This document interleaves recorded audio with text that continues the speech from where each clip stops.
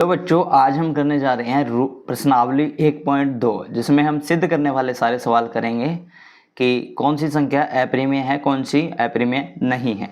जैसे कि सवाल नंबर 1 दिया गया कि √5 एक अप्रिमेय संख्या है, सिद्ध कीजिए। तो इस तरीके के सवाल को किस तरीके से हल करेंगे, बहुत ही बेहतरीन तरीके से एक बार देखने के बाद में आपको सारा समझ में आ जाएगा। तो वीडियो को लास्ट तक कंप्लीट आपको देखना है। सबसे पहले बेटा अप्रिमेय संख्याएं कौन सी होती है और परिमेय संख्याएं कौन सी होती है। देखो, परिमेय संख्याएं वो संख्याएं होती है जिनको p/q के रूप में लिख सकते हो। आप क्या लिख सकते हो? p/q के रूप में आप लिख सकते हो। लेकिन यहाँ इसकी एक शर्त होती है। p/q का अर्थ क्या हुआ? जिनको भाग के रूप में लिख सकते हो, जैसे 4/3 इस तरीके से। लेकिन इसकी शर्त ये होती है 4/3 और भी बहुत सारी संख्याएं हो सकती है, कोई दिक्कत नहीं है, ठीक है। लेकिन यहाँ इसकी एक शर्त होती है कि जो आप हर लिख रहे हो नीचे वो 0 नहीं होना चाहिए कभी भी, यानी q का मान कभी भी 0 नहीं होना चाहिए। और दूसरी बात ये, और p और जो q है ना वो क्या होने चाहिए? पूर्णांक होने चाहिए। p व q क्या होने चाहिए? आपके पूर्णांक होने चाहिए। अब पूर्णांक क्या होते हैं? पूर्णांक बेटा जो प्लस और माइनस की जो संख्याएं होती है ना, सारी जीरो को छोड़ के या जीरो के अलावा, देखो ऊपर नीचे, यहाँ जीरो की तो कोई बात ही नहीं हो रही। तो पूर्णांक वो होते हैं जो प्लस की संख्या भी हो सकती है और माइनस की संख्या भी हो सकती है, लेकिन जीरो नहीं होना चाहिए इस परिमेय संख्या के अंदर, ठीक है। तो जीरो यदि आ गया तो आपकी जो परिमेय संख्या का जो रूल है वो क्या हो जाएगा? डिस्ट्रॉय हो जाएगा। तो ऐसा नहीं होना चाहिए। क्या p/q के रूप में जिनको लिख सकें वो परिमेय संख्याएं होती है, लेकिन ध्यान रहे q बराबर 0 नहीं होना चाहिए और p व q यहाँ पे क्या होने चाहिए? पूर्णांक होने चाहिए। समझ आया? पूर्णांक मतलब ऐसी संख्याएं जो सह-अभाज्य है। सह-अभाज्य, सह-अभाज्य का अर्थ वो संख्या जिनका HCF केवल और केवल एक आए, जिनका HCF केवल और केवल एक आता हो, ऐसी संख्या सह-अभाज्य संख्याएं कहलाती है। यानी यहाँ जो p और q संख्याएं आप लोगे उनका यदि आप एलसीएम HCF निकालोगे तो उनका HCF दोनों का क्या आएगा? दोनों का HCF 1 आएगा। तो वो संख्याएं क्या होती है? सह-अभाज्य संख्याएं होती है। इतनी बात समझ में आई? अब ऐसे सवालों को हम विरोधाभास मेथड के द्वारा क्या करेंगे? हल करेंगे। विरोधाभास मेथड क्या होता है? विरोधाभास मेथड मतलब हम इसके विपरीत मानेंगे। जो ये बोल रहा है सवाल वो नहीं, हम इसके विपरीत मानेंगे। इसने बोल दिया कि √5 एक अप्रिमेय संख्या है, तो हम विरोधाभास विधि में इसको क्या बोल देंगे? इसका उल्टा, अप्रिमेय का उल्टा मान लेंगे √5 को। हम मान लेंगे कि √5 एक परिमेय संख्या है। क्या मान लेंगे? परिमेय संख्या है। समझते जाना, बहुत प्यारा सवाल है। परिमेय संख्या है। हमने क्या मान लिया? जो इसने दिया उसका उल्टा मान लिया। हमेशा ऐसा ही करेंगे हम, कोई भी सवाल हो हम ऐसा ही करेंगे, उल्टा मानेंगे, ठीक है। उसके बाद में क्या होगा? उसके बाद में देखो, अब जब परिमेय संख्या है तो परिमेय संख्या का रूल फॉलो होना चाहिए। रूल फॉलो कैसे? देखो √5 है, उसको मुझे a/b के रूप में या p/q के रूप में लिखना पड़ेगा। a/b या p/q के रूप में लिखना पड़ेगा। लेकिन यहाँ एक बात ध्यान रखना, यहाँ b का मान क्या नहीं होना चाहिए? 0 नहीं होना चाहिए। और a व b क्या है? a और b यहाँ पे क्या है? पूर्णांक है। क्या है? पूर्णांक है। और दूसरी एक बात और, a व b सह-अभाज्य भी है। सह-अभाज्य भी है। सह-अभाज्य का मतलब मैंने आपको समझा दिया कि सह-अभाज्य क्या होता है? ऐसी संख्या है जिनका HCF 1 होता है। अब ये चीजें फॉलो होती है, ठीक है, तभी ये क्या हो सकती है? परिमेय संख्या हो सकती है। तो सबसे पहले मुझे कहाँ तक पहुँचना है? मुझे उस √5 को या 5 को मुझे परिमेय संख्या साबित करना है। परिमेय संख्या साबित करना है तो क्या करूँगा मैं दोनों तरफ, देखो √5 है, ये एक अभाज्य संख्या है। √5 क्या है? अभाज्य संख्या है। तो मुझे सबसे पहले क्या करना, रूट को क्या करना पड़ेगा? भाज्य संख्या बनाना। तो क्या करूँगा? √5 का डायरेक्टली भाग तो नहीं दे सकते ना आप, तो इसको भाज्य संख्या बनाने के लिए मैं क्या करूँगा? दोनों तरफ क्या कर दूंगा? वर्गमूल कर दूंगा, तभी ये हटेगा। तो मैं क्या करूँगा? दोनों तरफ वर्गमूल करने पर, दोनों, इसको समीकरण 1 मान सकते हो आप, ठीक है। दोनों तरफ वर्गमूल करने पर वर्गमूल करने पर। अब बेटा मैं क्या करूँगा, इन दोनों तरफ यानी इस तरफ भी वर्गमूल करूँगा, इस तरफ भी वर्गमूल करूँगा, यानी √5 का वर्गमूल मतलब इसका स्क्वायर और इसका वर्गमूल मतलब a/b का भी स्क्वायर। अब 5 √5 का स्क्वायर का मतलब क्या होता है, √25 होता है, और √25 का मान कितना निकल के आता है बेटा, 5 निकल कर आता है। और यहाँ पर देखो a/b का स्क्वायर का मतलब है a का भी स्क्वायर और b का भी स्क्वायर, तो यहाँ क्या आ जाएगा a का स्क्वायर और बट्टे में आ जाएगा आपका b का स्क्वायर। अब b के स्क्वायर को इधर लेके जाओ तो ये हो जाएगा 5b² बराबर में a स्क्वायर, 5b² बट्टे में बराबर में a स्क्वायर। ये निकल के आया मेरे पास समीकरण नंबर 2। क्या निकल गया है, समीकरण नंबर 2। अब यहाँ पे देखो, अब यहाँ यदि 5 को मैं राइट साइड में लेके जाऊं, समीकरण 2 में देखो 5 को यदि मैं राइट साइड में लेके जाऊं तो ये भाग में जाएगा क्या, a² बट्टे क्या हो जाएगा, a² बट्टे 5 हो जाएगा क्या, a² बट्टे 5 हो जाएगा। यानी ये जो 5 है वो a² को विभाजित कर रहा है, यानी 5 एक भाज्य संख्या बन गई। अब 5 क्या बन गई, भाज्य संख्या। भाज्य संख्या मतलब ऐसी संख्या जो किसी को विभाजित कर रही हो, या भाज्य संख्या वो होती है जो पूर्णतः भाजित होती हो। तो देखो यहाँ a² को 5 है जो क्या कर रहा है, विभाजित कर रहा है, यानी यहाँ पे a और 5, a व 5 दोनों ही क्या होगी, परिमेय संख्याएं होगी। a व 5 क्या होगी, परिमेय संख्याएं होगी। कैसे, इसको देखो, इसको मैं ऐसे भी लिख सकता हूँ, देखो a² बट्टे में 5 बराबर में b² लिख सकता हूँ क्या, ऐसे लिख सकता हूँ। जब ये दोनों बट्टे के रूप में आ रही है तो मतलब ये दोनों संख्याएं क्या होगी, परिमेय संख्याएं होगी, दोनों परिमेय संख्याएं होगी। लिख सकते हैं ना। यहाँ क्या लिखोगे नीचे, यहाँ बताओ क्या लिखोगे, a व 5 दोनों क्या है, दोनों परिमेय संख्याएं हैं, परिमेय संख्याएं हैं तथा a² जो है समीकरण 2 में देखो a² है उसमें 5 का भाग जा रहा है, मतलब a² 5 से विभाजित है। क्या है, विभाजित है। अब विभाजित होगा तभी परिमेय संख्या होगी ना। जब a और 5 दोनों परिमेय संख्या है इसका मतलब a² है वो 5 से विभाजित है। अब a² 5 से विभाजित होगा तो सिंपल सी बात है बेटा, a के अंदर में भी 5 का भाग जाएगा, ठीक है, तथा a² 5 से विभाजित है एवं a भी 5 से विभाजित होगा। क्या इतनी बात समझ में आई। अब a भी 5 से विभाजित है, ठीक है। अब हमें दूसरी तरफ क्या मानना है, हमें ये देखना है क्या b² भी या b भी क्या 5 से विभाजित है। यदि ऐसा हो जाता है तो मतलब क्या हुआ, मतलब ये परिमेय संख्या होती है। यदि परिमेय संख्या होती है तो हमने तो उल्टा माना था, मतलब हमने तो विरोधाभास माना था, इसका उल्टा माना था, जो उल्टा सिद्ध कर दिया। इसका मतलब क्या, हमने गलत माना था, तो ये एक परिमेय संख्या होगी।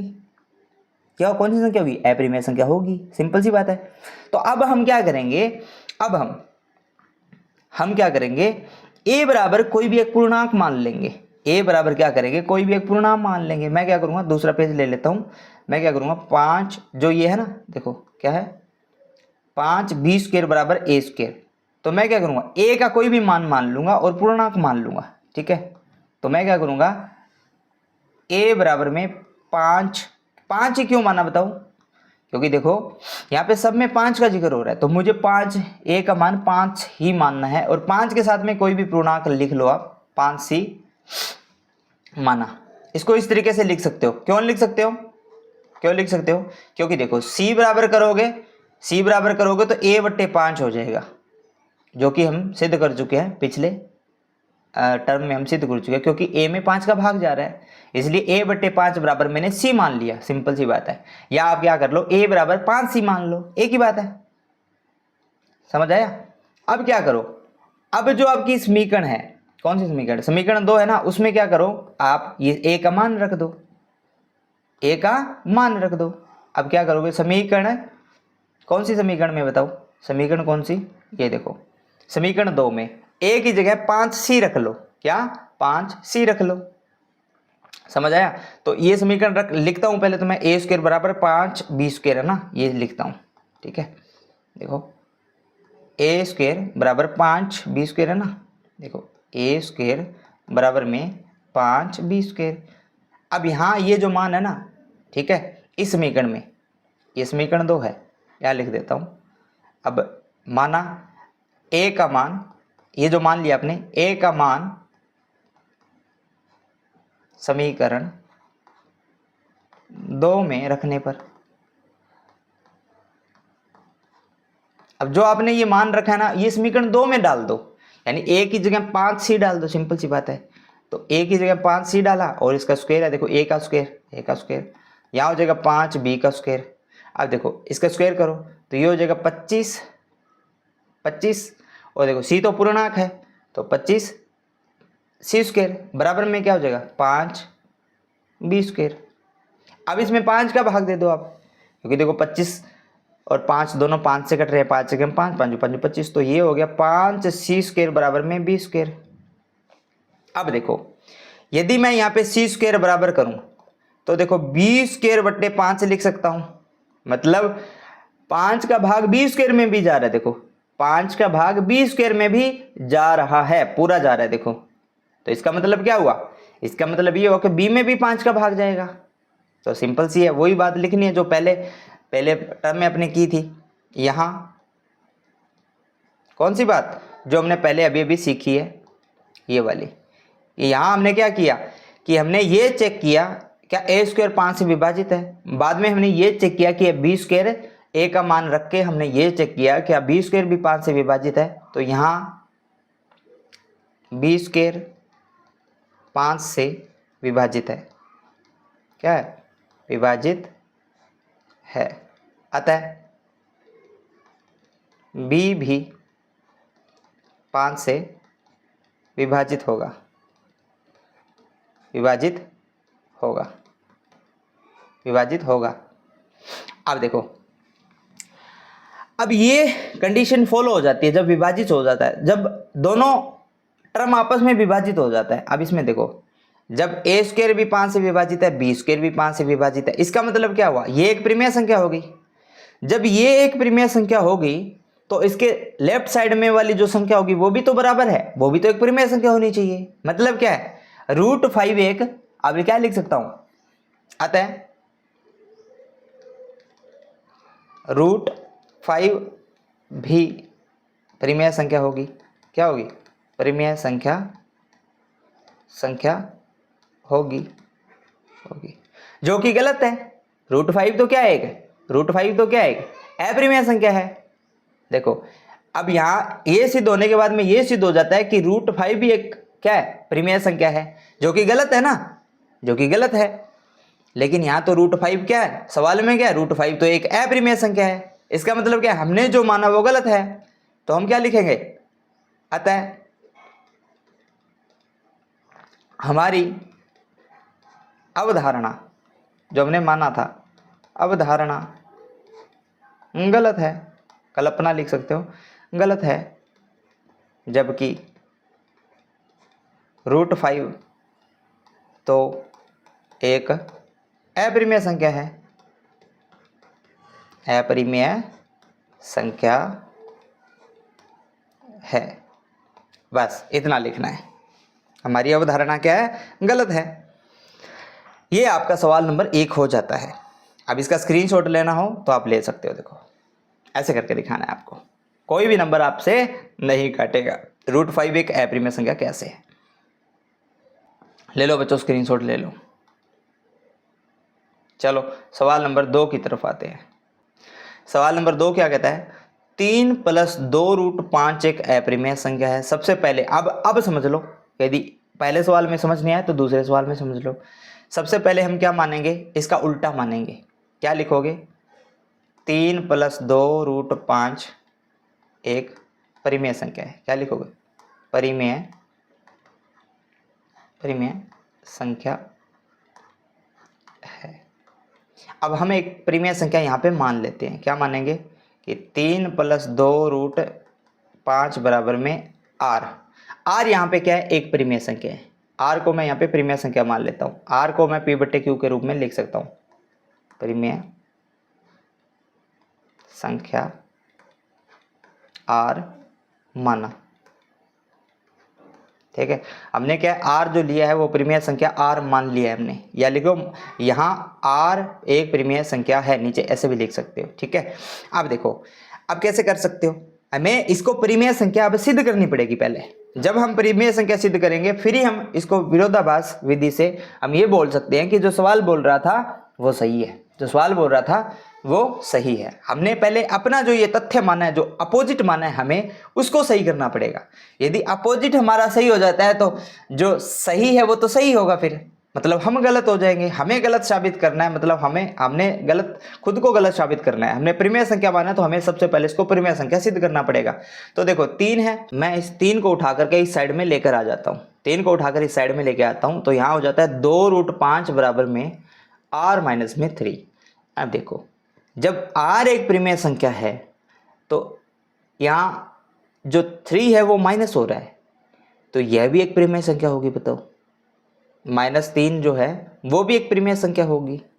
जब ये एक परिमेय संख्या होगी तो देखो 2 को इस साइड में ले आता हूँ मैं, 2 को क्या करता हूँ मैं इस साइड में लेके आता हूँ। देखो √5 बराबर में क्या हो जाएगा, r बट्टे में r-3 बट्टे में हो जाएगा 3। तो r-3 में एक परिमेय संख्या है तो बट्टे में 2 आ गया, तो मतलब ये तीनों आपस में क्या होगी, परिमेय संख्या होगी, ये भी परिमेय संख्या होगी। तो यहाँ क्या लिखोगे, यहाँ r3 व 2 ऐसे भी लिख सकते हो, या आप लिख सकते हो देखो r-3 एक क्या है, परिमेय संख्या है, परिमेय संख्या है, परिमेय संख्या है। अतः आपने जो लिखा है, अतः r-3 बट्टे 2 भी परिमेय होगी। बताओ जब ये तीनों आपस में परिमेय है तो ये भी तो परिमेय होगी, परिमेय होगी। अब एक बात मेरे को ये बताओ, जब बराबर के एक साइड में परिमेय संख्या है तो आपको पता है बराबर के दोनों तरफ संख्याएं समान होती है। संख्याएं क्या होती है, समान होती है। तो राइट साइड में जब ये परिमेय संख्या हो जाती है तो लेफ्ट वाली भी तो एक परिमेय संख्या होगी ना। तो लिखो अतः √5 भी एक परिमेय संख्या होगी, परिमेय संख्या होगी। अब √5 एक परिमेय संख्या होगी, लेकिन ये तो गलत है, यहां सिद्ध तो हो गया लेकिन एक ये तो बात गलत है, क्योंकि हमने तो जो कल्पना मानी थी वो उल्टी मानी थी। इसलिए क्या है, इसलिए क्या लिख सकता हूं, अतः देखो यहां अतः हमारी कल्पना या अवधारणा, कल्पना गलत थी, गलत थी, क्योंकि वास्तव में 3 + 2√5 एक अपरिमेय संख्या है। क्या है, अपरिमेय संख्या है। यह आपका सवाल नंबर 2 कंप्लीट हो चुका है। देखो ये सवाल नंबर आपका 2 कंप्लीट हो चुका है। चलो स्क्रीनशॉट ले लो।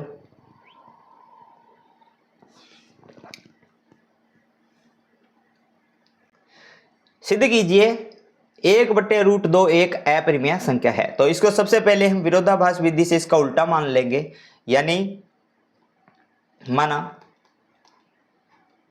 1/√2 एक परिमेय संख्या है। हमारा तरीका यही रहेगा, परिमेय संख्या है। विरोध मतलब उल्टा मानेंगे। यदि उल्टा सत्य हो जाता है तो फिर मतलब ये जो सवाल होगा वो सही होगा अपने आप में, यही तो है। अब क्या करूंगा, अब ये परिमेय संख्या तो इसको सिद्ध करना पड़ेगा, यानी 1/√2 को मुझे a/b के बराबर मानना पड़ेगा ना। बताओ अब यहाँ देखो, यहाँ एक बात लिख देना, यहाँ b बराबर में 0 नहीं होना चाहिए, और a व b क्या है, यहाँ पे पूर्णांक है, पूर्णांक है। और दूसरी बात, ये दोनों सह अभाज्य भी है तथा ए व बी सह अभाज्य भी है। तीनों बात समझ में आ गई। बी का मान 0 नहीं हो रहा है देखो। दूसरा, ए और बी दोनों पूर्णांक है। तीसरी बात, ए व बी सह अभाज्य। सह अभाज्य का मतलब इनका HCF क्या आना चाहिए, 1 आना चाहिए। दोनों का जब HCF निकालेंगे तो इसका मतलब 1 आएगा, 110% 1 आएगा, तभी हम आगे सिद्ध कर पाएंगे। समझ आया? इतनी बात आपको लिखनी है। अब देखो क्या करोगे, इसको आगे हल कर दो। ये लिखने के बाद में इसको आगे हल करना है। क्या करोगे देखो, 1/2 बराबर में ए भी है, तो आ क्या करोगे, √2 है ना, √2 को बराबर ले आओ। अब तो √2 को बराबर ले आओ तो इसको सिद्ध कर दो। देखो वजर गुणा कर दो यहाँ पे, तो यहाँ आ जाएगा √2a बराबर में b आ जाएगा, ये आ जाएगा ना। तो देखो √2 के बराबर करना है, यही ना। देखो √2 के बराबर करना है, तो इस √2 को उठा करके इस क्या कर दूंगा, b के भाग में ले जाऊंगा। या एक काम करो, यही इन दोनों का क्या कर दो, यही यहाँ इन दोनों को क्या कर दो, वर्गमूल कर दो। दोनों तरफ क्या कर दो, वर्गमूल कर दो। जो सवाल नंबर पहला हमने किया था ना वही सेम। देखो अब हमने यहाँ तक सॉल्व कर लिया। अब हम क्या करेंगे, दोनों तरफ वर्ग करने पर, दोनों तरफ वर्ग करने पर, तरफ वर्ग करने पर आप √2 को इसके भाग में ले जाकर भी वर्ग कर सकते हो, ठीक है, करने पर फिर भी एक ही तरीके के सवाल निकलेंगे, सवाल आंसर सेम ही होगा, ठीक है। अब दोनों तरफ वर्ग करूंगा तो देखो √2a का वर्ग करूंगा बराबर में हो जाएगा b का वर्ग। तो √2 का वर्ग मतलब √4, और √4 का जो वर्गमूल होता है वो 2 होता है, आपको पता है। तो 2 बराबर में a² बराबर में हो जाएगा b², और a का स्क्वायर करूंगा तो a²। अब देखो a² करूंगा तो यहाँ हो जाएगा b²/a। इसका अर्थ क्या है, जो b² है ना उसमें a का b²/2, सॉरी, तो b²/2। अब इसका अर्थ क्या है, b² को 2 विभाजित कर रहा है, b² को क्या कर रहा है, 2 विभाजित कर रहा है। इसका मतलब क्या हुआ कि जो b है उसको भी 2 विभाजित करेगा, यही ना। बताओ, एक पेज ले लेता हूँ नया, फिर आपको मैं समझाता हूँ आगे। देखो और इसका कलर चेंज कर लेते अपन, बैकग्राउंड ब्लैक के सवाल आगे, हाँ ये रहा, आगे करते हैं। देखो क्या था, a² बराबर b²/2, यही था। चलो जी खाली पेज ये रहा। देखो क्या था, a² बराबर में b²/2। अब इसका मतलब क्या हुआ कि 2 का भाग b में जा रहा है, यानी b² के अंदर 2 का भाग जा रहा है, मतलब 2 b² को विभाजित कर रहा है। तो लिखो यहाँ 2 b² को पूर्णतः विभाजित करता है, विभाजित करता है, विभाजित करता है, दिख रहा है, देखो करता है। अतः b को भी विभाजित करेगा, विभाजित करेगा, b को भी विभाजित करेगा। अतः कह सकते हैं, इसका मतलब क्या हुआ, b को भी विभाजित करेगा, इसका मतलब जो b²/2 है वह एक परिमेय संख्या है। क्या है, परिमेय संख्या है।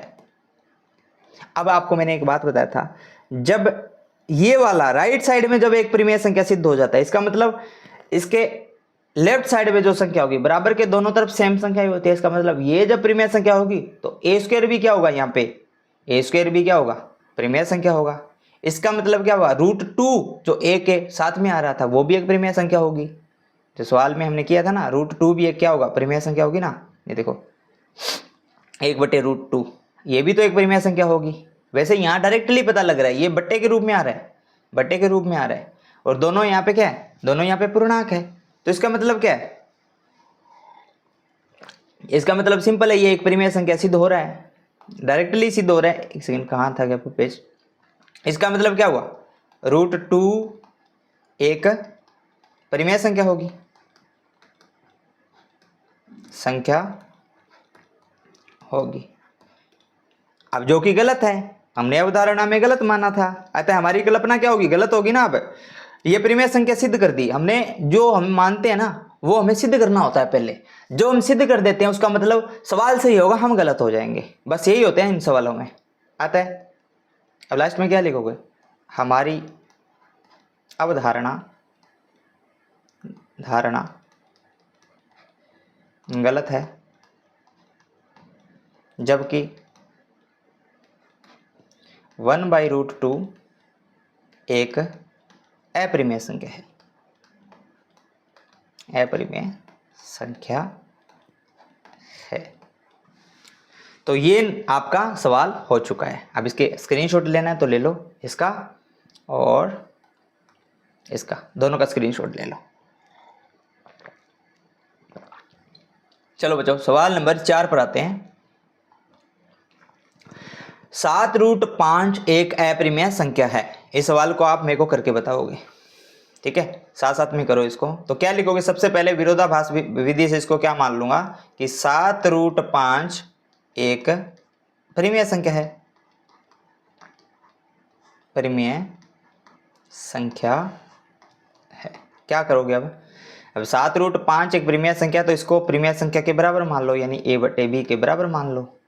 अब a/b के बराबर मानोगे, या इसको एक काम करो आप r के बराबर मान लो, यही की बात है, ठीक है। a/b के बराबर मान लेता हूं मैं, ठीक है।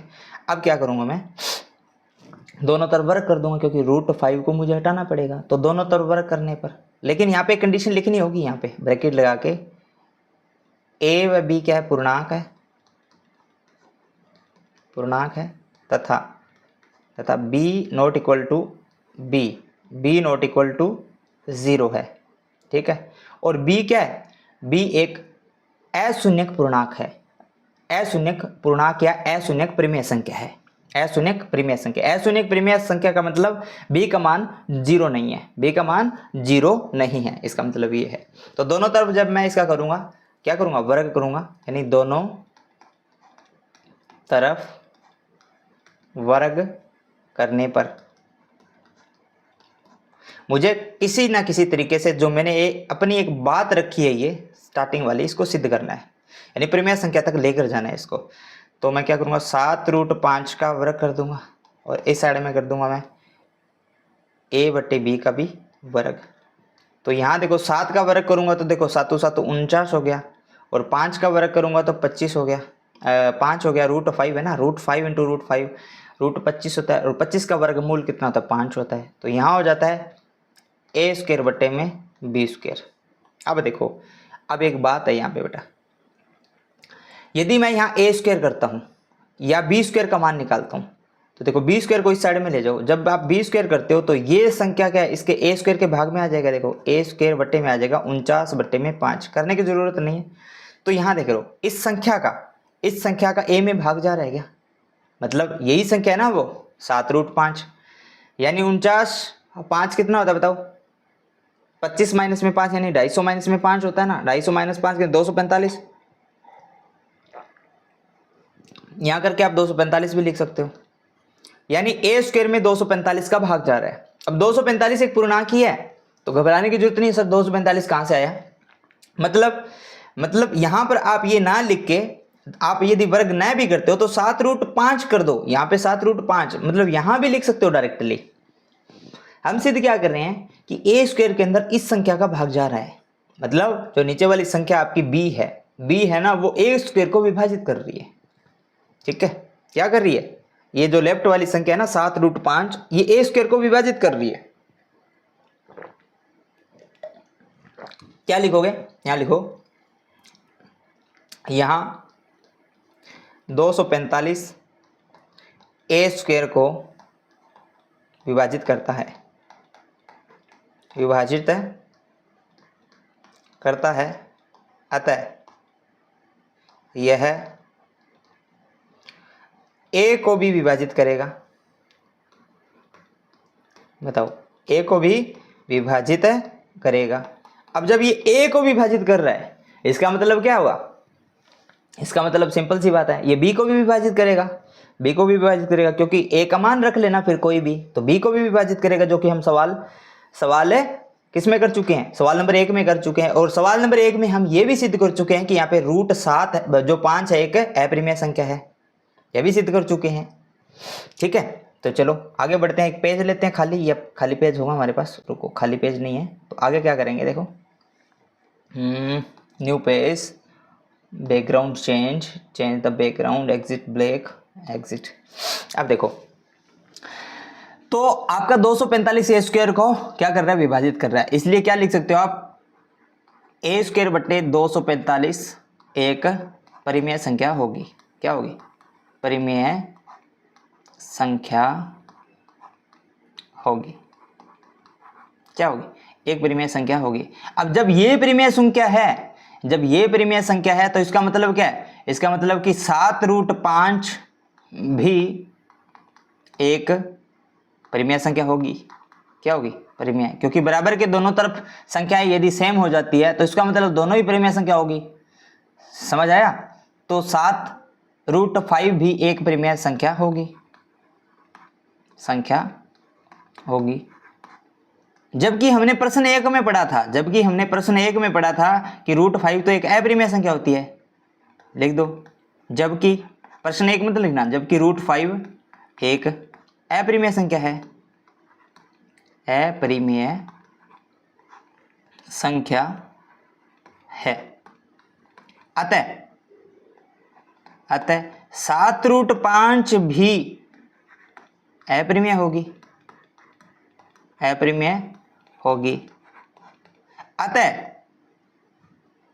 अतः हमारी कल्पना जो थी स्टार्टिंग में, हमारी कल्पना, अतः ये हमारी कल्पना के विपरीत है, हमारी कल्पना के विपरीत है।